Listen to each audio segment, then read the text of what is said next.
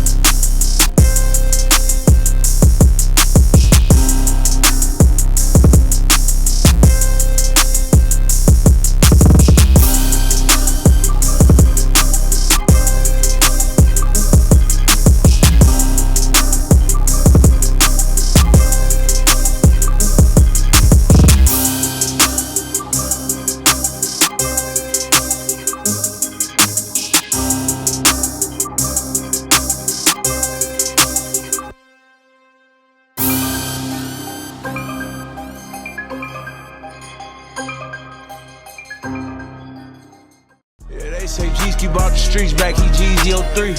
But his dope don't go 1 to 3, he ain't nothing like me. It wasn't my lane, but I still bought it cause the price was cheap. Breaking out shards, my ice is sweet, junkie up for a week.